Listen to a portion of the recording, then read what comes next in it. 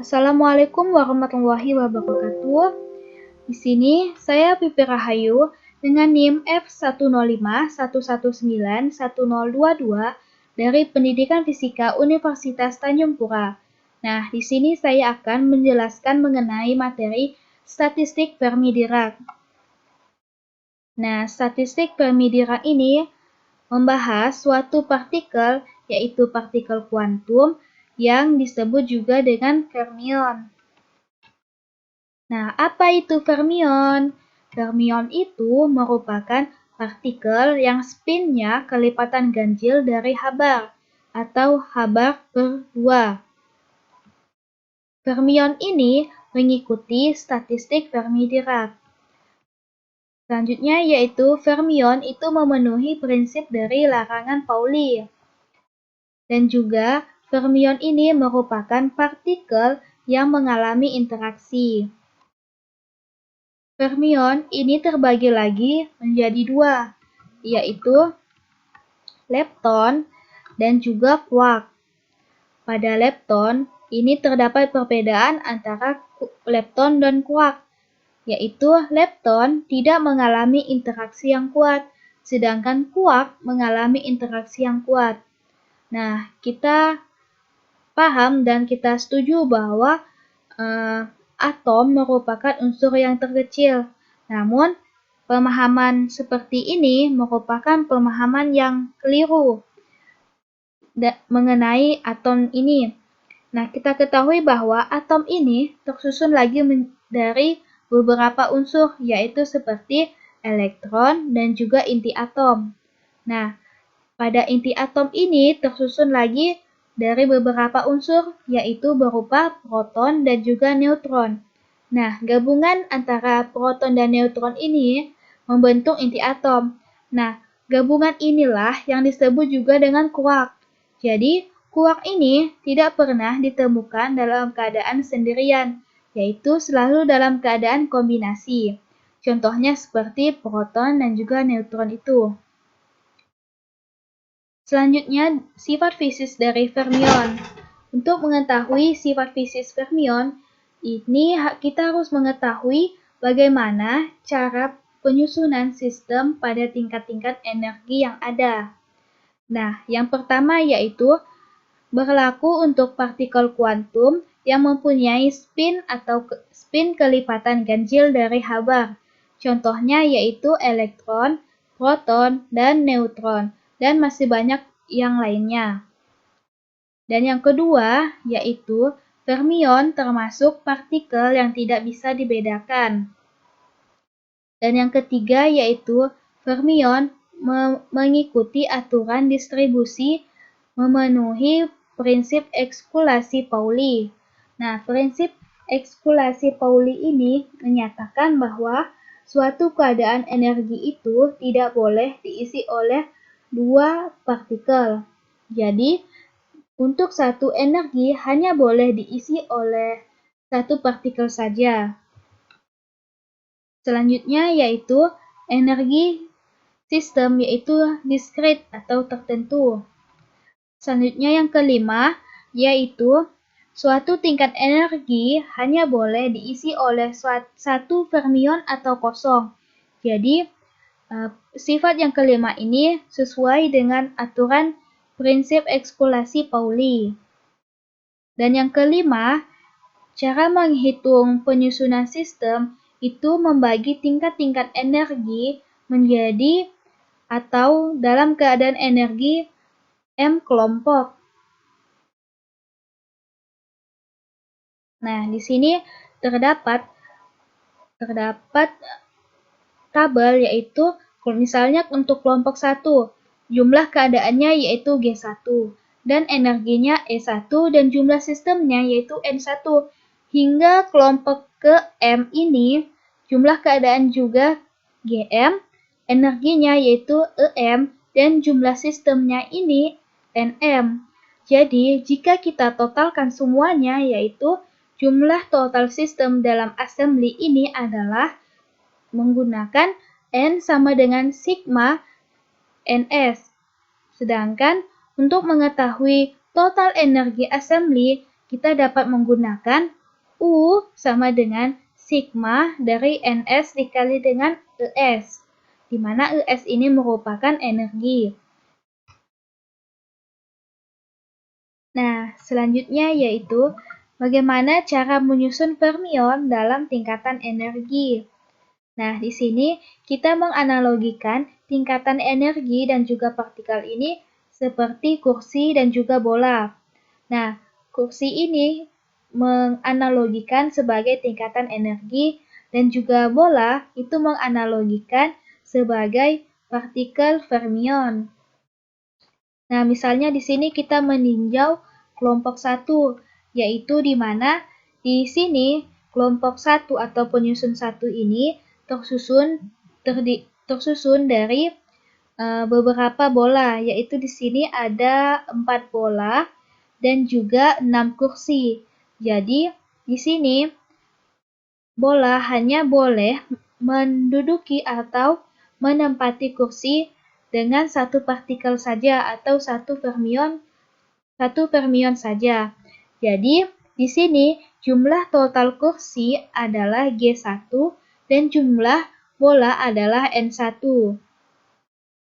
Nah, yang kedua yaitu satu kursi hanya boleh diisi oleh satu bola saja atau kosong saja, sehingga terpenuhi N1 kurang dari atau sama dengan G1. Nah, maksudnya di sini adalah sesuai dengan aturan ekskulasi Pauli, yaitu di mana suatu keadaan energi itu tidak boleh diisi oleh dua partikel. Jadi, di sini kan terdapat 6 kursi dan partikel ini terdapat 4 bola. Jadi, untuk memenuhi prinsip ekskulasi Pauli ini, partikel maksimumnya atau bola itu maksimumnya hanya boleh mengisi 6 buah kursi saja, masing-masing satu kursi, satu bola. Sehingga di sini agar terpenuhi yaitu N1 atau jumlah bola ini harus kurang dari atau sama dengan dari jumlah kursi atau G1. Nah, selanjutnya yaitu bola hanya ditempel pada satu kursi saja. Nah, di sini menyatakan bahwa satu kursi ini hanya boleh diisi untuk menyatakan bahwa satu kursi ini hanya boleh diisi satu bola saja. Dan yang kedua yaitu jumlah kursi yang ditempel pada bola adalah N1. Jumlah kursi yang kosong sama dengan G1 dikurang N1.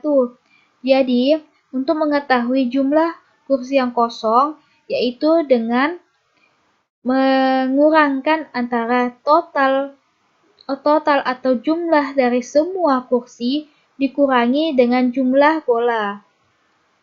Dan yang selanjutnya yaitu, karena bola telah ditempel pada kursi, maka yang dipindahkan itu hanya kursi saja, sehingga G1 faktorial cara.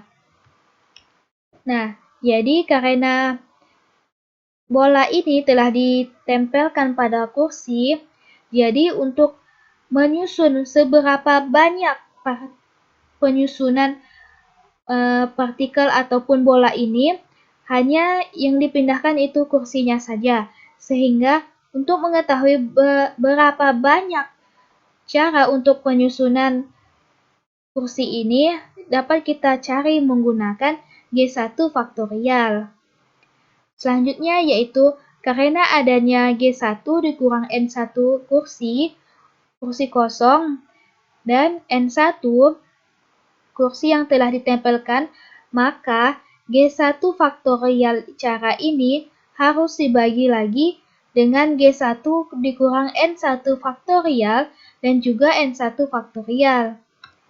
Sehingga untuk mengetahui jumlah fermion dalam suatu tingkatan energi adalah G1 faktorial dibagi dengan G1 dikurang N1 faktorial dan dikali lagi dengan N1 faktorial.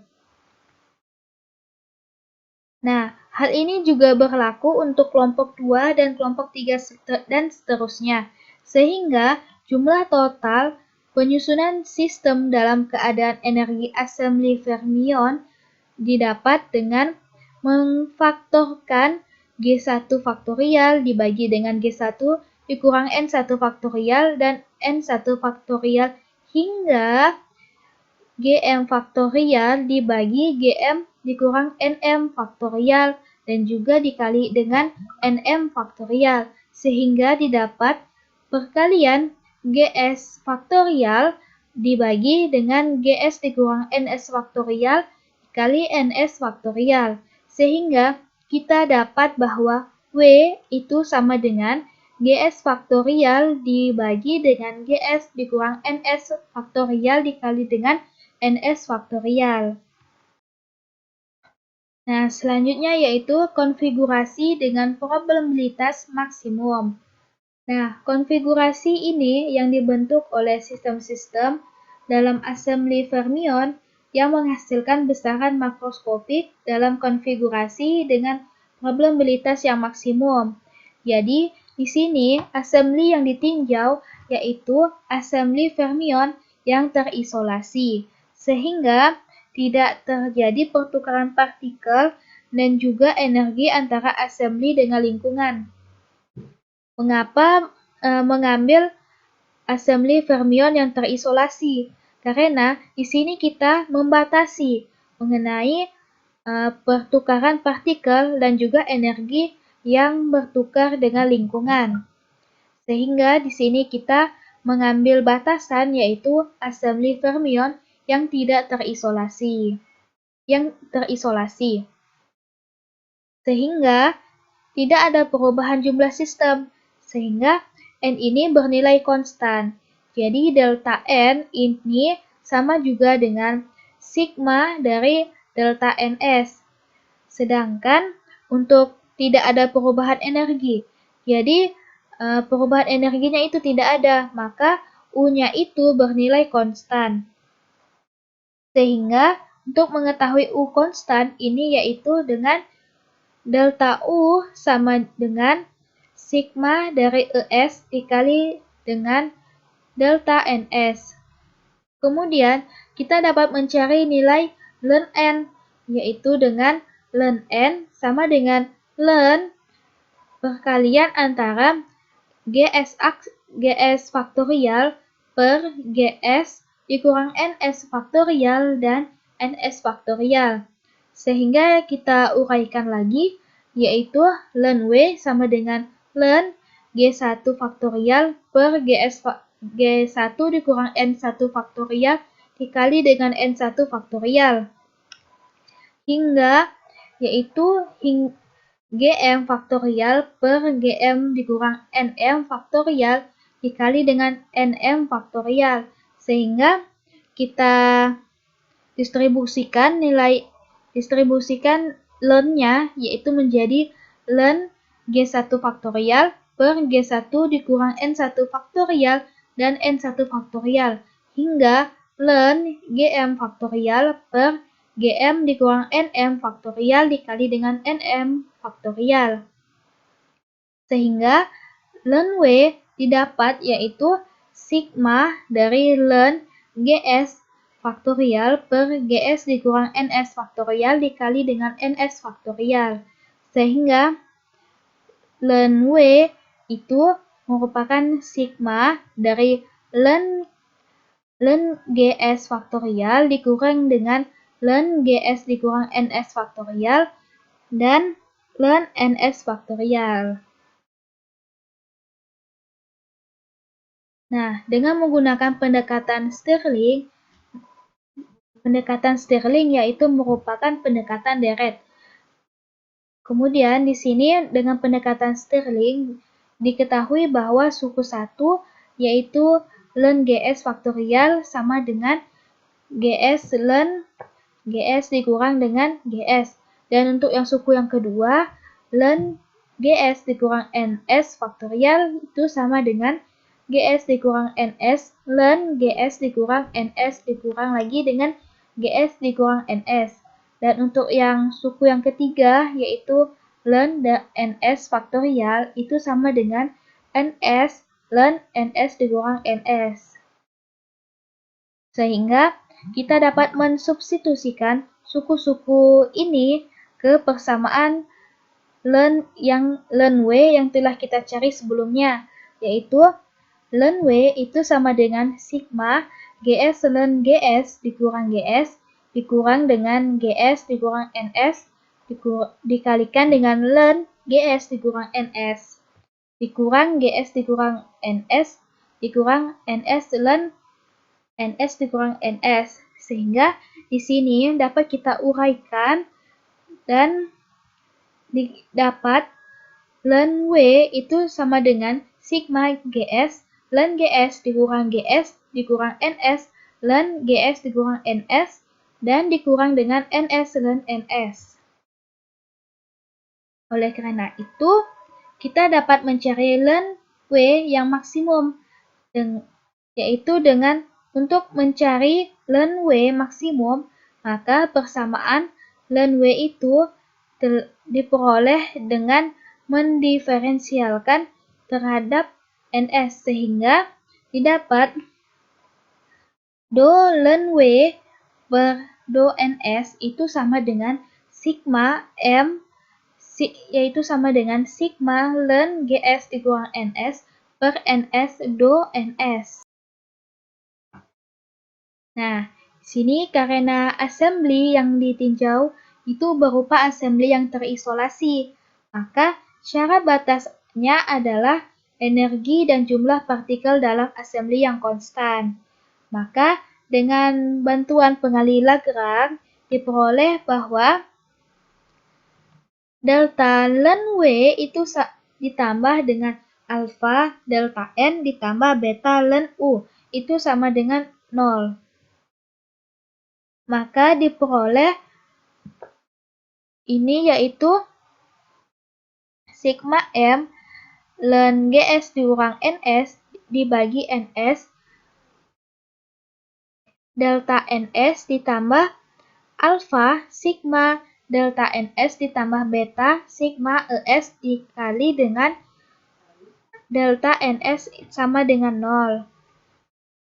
Sehingga diperoleh sigma ln GS dikurang NS per NS ditambah alfa ditambah beta ES dikali dengan sigma dikali dengan delta NS sama dengan 0. Sehingga dari persamaan ini harus sama dengan 0 untuk nilai delta NS. Sehingga suku di dalam kurung ini harus bernilai 0. Sehingga ln GS dikurang NS per NS ditambah alfa ditambah beta ES itu sama dengan 0. Maka alfa plus beta dikali ES ini kita pindahkan ruas ke kiri, yaitu didapat ln GS dikurang NS per NS itu sama dengan negatif alfa dikurang beta ES. Maka untuk menghilangkan ln ini, kita harus menggunakan eksponensial. Maka E itu sama dengan ln GS dikurang NS per NS sama dengan ln negatif alfa dikurang beta ES. Sehingga didapat GS dikurang NS per NS sama dengan eksponensial negatif alfa dikurang beta dikali dengan ES. Maka untuk mensederhanakannya, yaitu GS per NS, negatif NS per NS ini sama dengan 1, sama dengan eksponensial dikurang alfa dikurang beta dikali dengan ES. Sehingga negatif 1 ini kita pindahkan ke kanan, maka GS per NS ini sama dengan eksponensial pangkat negatif 8 negatif alfa dikurang beta ES ditambah dengan 1. Maka dapat kita ketahui bahwa nilai ns itu sama dengan gs per eksponensial alfa ditambah beta dikali es ditambah 1. Dengan demikian, ln W ini bernilai maksimum jika nilai ns-nya yaitu berupa gs per eksponensial dari alfa ditambah beta dikalikan es ditambah 1. Jadi untuk konfigurasinya, yang mempunyai probabilitas yang paling maksimum adalah yang jumlah sistem tiap kelompoknya memenuhi persamaan ini, yaitu persamaan ns sama dengan gs per eksponensial alfa ditambah beta dikali s ditambah dengan 1. Nah, itu merupakan sebagian dari pembahasan mengenai materi statistik Fermi-Dirac. Selanjutnya yaitu latihan soal. Di sini latihan soal yang pertama diketahui bahwa 5 partikel terdistribusi dalam keadaan 4 tingkat energi yang berjarak satu sama lain, yaitu E1 sama dengan E1 dan E2 itu sama dengan 2E dan G2 itu sama dengan 3. Dan E3 ini sama dengan 3E dan G3 sama dengan 4, E4 sama dengan 4E, dan G5 sama dengan 5. Dengan energi total U adalah 12E. Partikel-partikel tersebut memenuhi statistik Fermi-Dirac. Jadi, pertanyaannya, bagaimana peluang untuk setiap keadaan makro? Jadi, di sini dapat kita gunakan persamaan W sama dengan perkalian antara gs faktorial dibagi gs dikurang ns faktorial dikali dengan ns.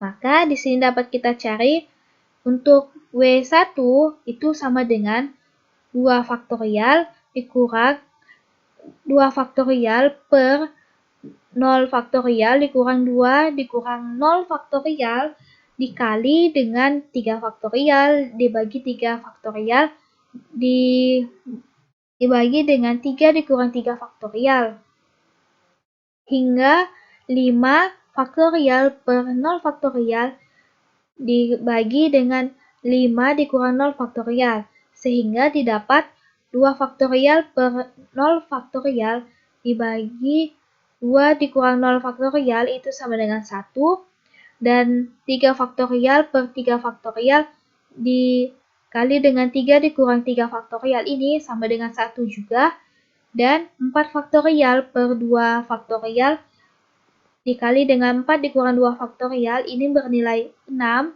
dan yang terakhir yaitu 5 faktorial per 0 faktorial dikali dengan 5 dikurang 0 faktorial ini bernilai 1 sehingga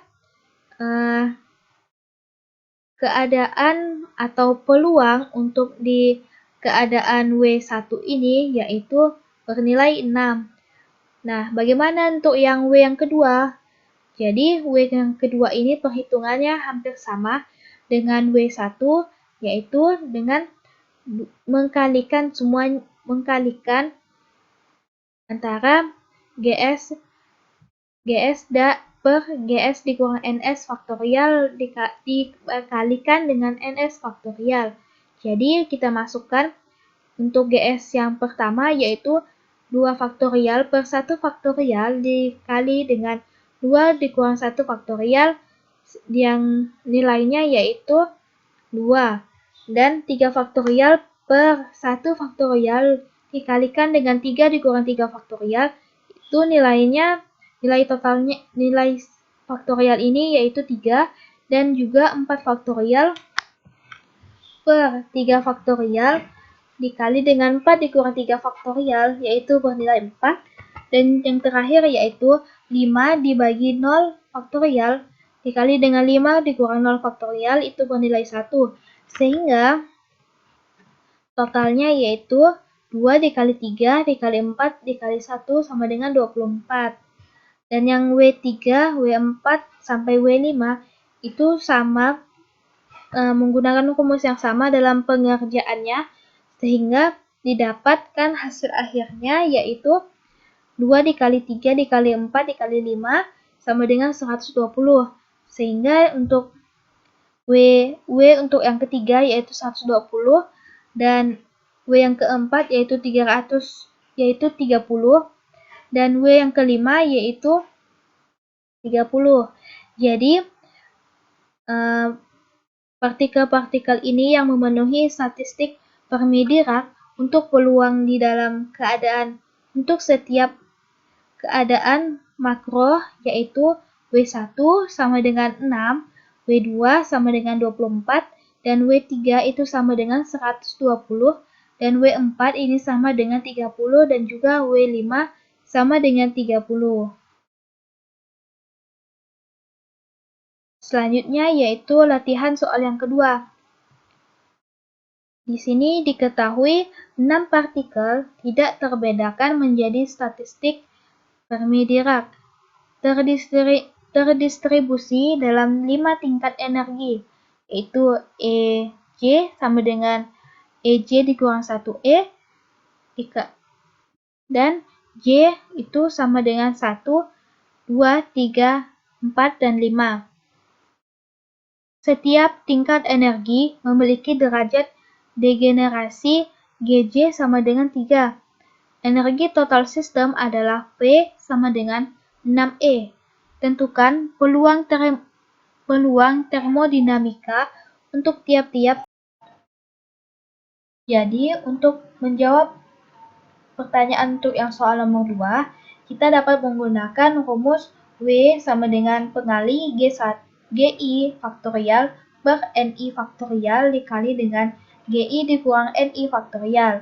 Sehingga kita dapat mencari nilai-nilai probabilitas pada setiap keadaan, yaitu misal di W1 yaitu kita masukkan 3 faktorial per 1 faktorial dikali dengan 3 dikurang 1 faktorial hingga 3 per 3 faktorial dikali dengan 3 dikurang 3 faktorial. Sehingga untuk W1 ini didapat nilainya yaitu 3 dikali dengan 1 dikali 1 dikali 3 dikali 1 itu sama dengan 9. Dan untuk yang keadaan yang kedua, yaitu W yang kedua, kita masukkan nilai-nilainya, yaitu 3 faktorial per 0 faktorial dikali dengan 3 dikurang 0 faktorial. Hingga yang terakhir yaitu 3 faktorial per 3i dikali dengan 3 dikurang 3 faktorial. Sehingga nilai-nilai faktorial ini didapat yaitu 1 dikali 3 dikali 3 dikali 3 dikali dengan 1 itu sama dengan 27.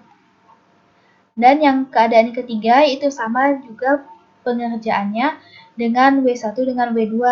Kita masukkan nilai-nilainya yaitu 3 faktorial per 0 faktorial dikali dengan 3 dikurang 0 faktorial hingga 3 faktorial per 3 faktorial dikali dengan 3 dikurang 3 faktorial.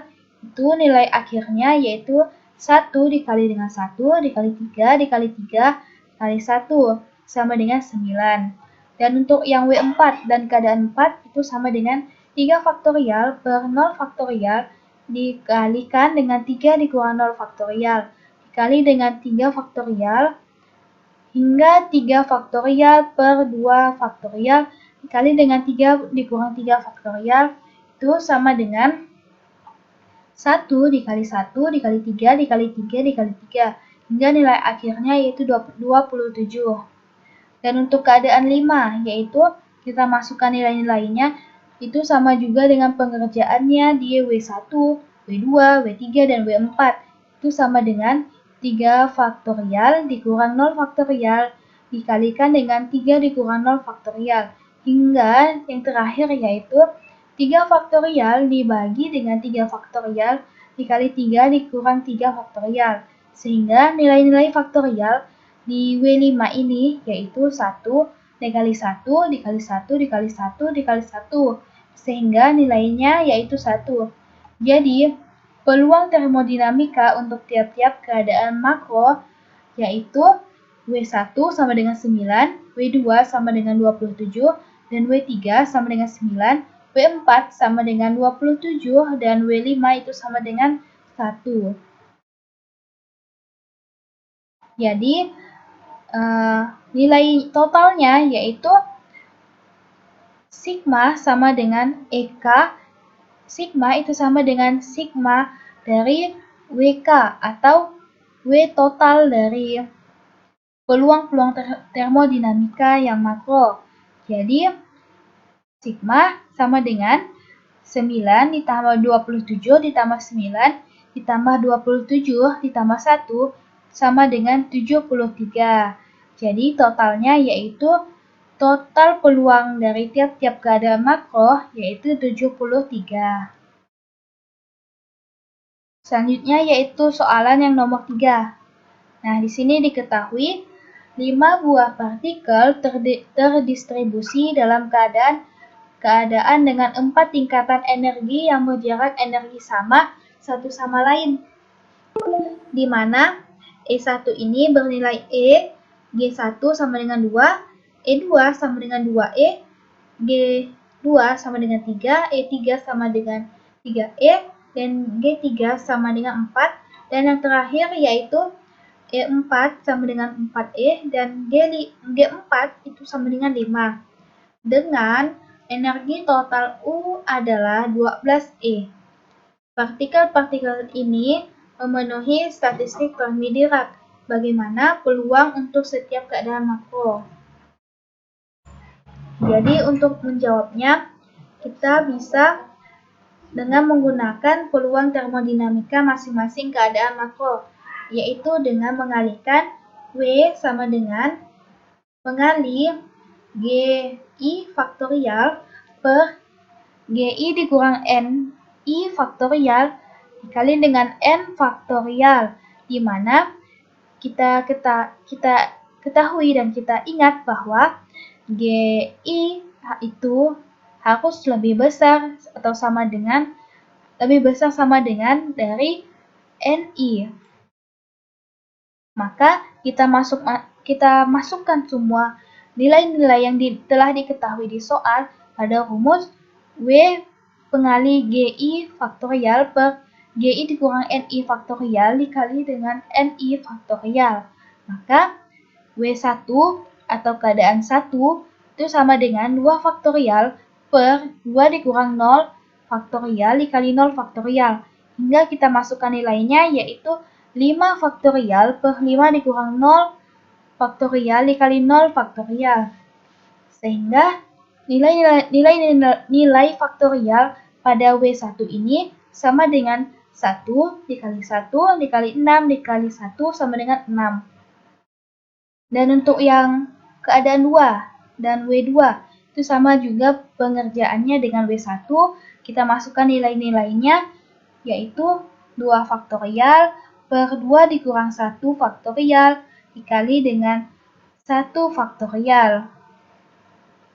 Maka diperoleh nilai-nilai faktorialnya yaitu 2 dikali 3 dikali 4 dikali 1. Itu totalnya bernilai 24.